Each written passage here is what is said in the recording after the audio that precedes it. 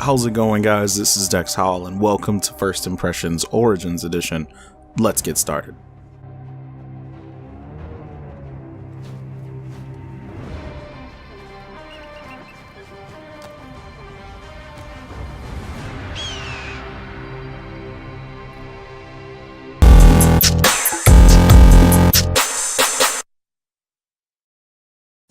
Our story begins with some cinematics that allude to a wonderful underlying adventure full of hatred, lies, death, and revenge. We will find you. We will find you in your sleep. Sleep. I never sleep.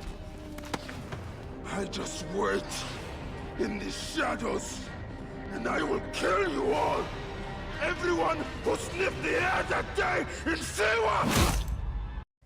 Assassin's Creed Origins claims to be the very beginning, the League of Assassins shaping the future from the shadows for centuries to come should be born within the story we are about to embark on.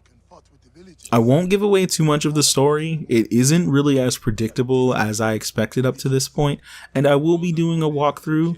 Though I hope you guys will subscribe and stay tuned to my channel for when that actually occurs. Let's start with your character. The first step in your journey, you are actually playing as Bayek of Siwa, a Medjay.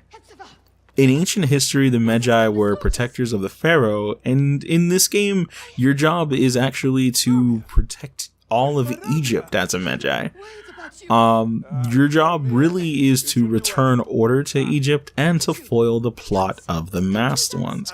My interpretation of the story so far, with such little time spent actually playing, would be something similar to them searching for immortality, and they're just destroying everything in the process of them trying to get there. This entry into the franchise gives us a little bit more of an open world RPG feel than any other Assassin's Creed before. As such, we will need to level up, find gear, and destroy all that stand in the way of our mission. And I say mission, but technically this game doesn't actually have any.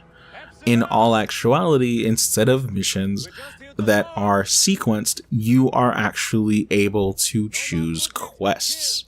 And just like the quest system you would see in a game such as Witcher 3, you are able to venture out into the open world and pick up a quest wherever you are. Any one of the NPCs can actually give you a quest. For the most part, you're gonna have merchants, grieving wives, angry drunkards, and even non-NPCs are gonna be able to give you those quests. You can do CSI work on your own and it can lead to a quest. If you see drops of blood on the ground or like a knocked over stand or anything, it's actually pretty decent. Most of the quests I've completed so far have been for XP alone, though I will say that there's loot to be picked up throughout the missions, so there's no lack of actual rewards there. As you level up, you will gain ability points, leading you towards mastering the arts of being a hunter, warrior, or a seer. And you can master them all, though you can also just choose one if you prefer. A hunter is going to hide and wait for their target with patience and use long-range attacks with a bow in order to take them out. That's more of your stealthy assassin type actual gameplay.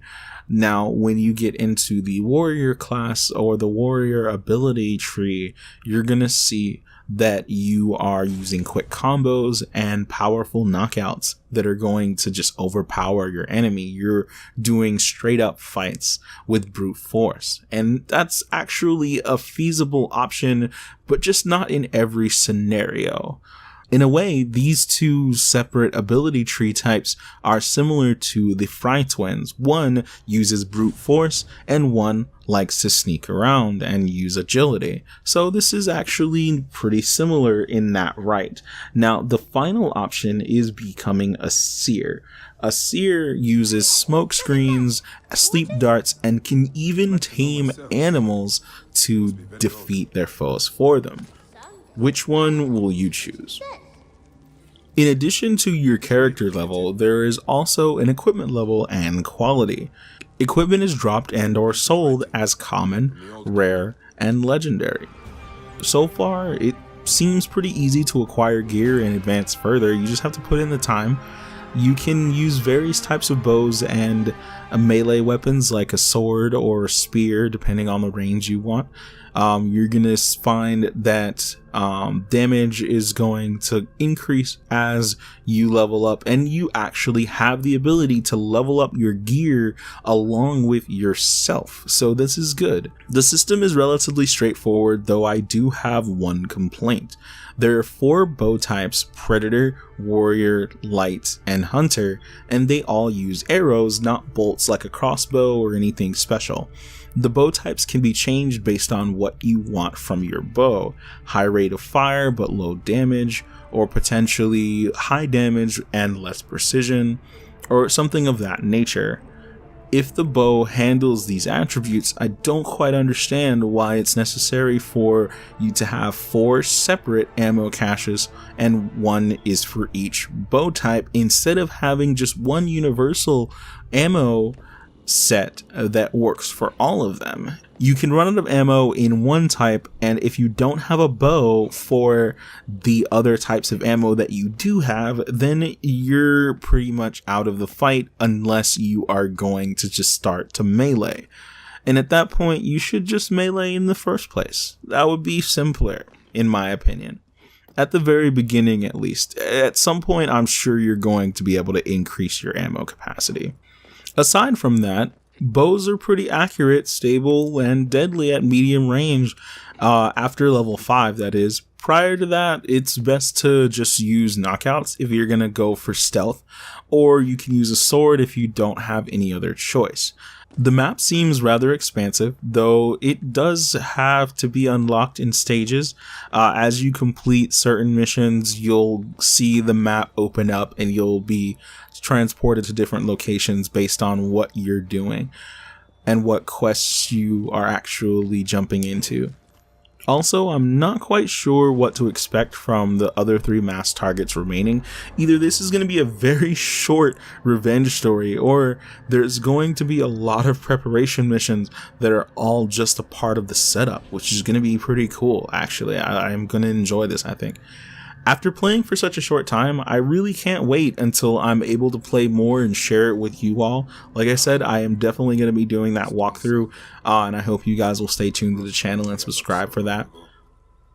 Overall, I would say that this game has been very heavy on the immersion factor, as opposed to other Assassin's Creeds.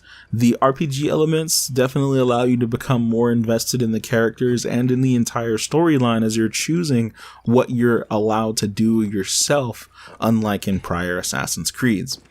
I expect a very wonderful twist at the end of my journey throughout the game, and though the menus are a little overly complex to navigate, and the ammo for your bow is more than scarce, it should be a wonderful game to play through for quite some time, and Egypt is full of secrets and some fact, some fiction. What will you discover as Bayek the Magi? Thank you all for watching. This has been First Impressions Origins Edition, and I hope that you will all stay tuned to my channel for more on Assassin's Creed Origins. Please like and subscribe using the link below in the description, and we'll see you all next week for another video. You have returned. To right your wrong. I die my work unfinished. So close, so very close to ushering in the perpetual rule of the strong and virtuous. Virtue! The world which will give us the power of the gods. What is one boy? What is one boy? Papa?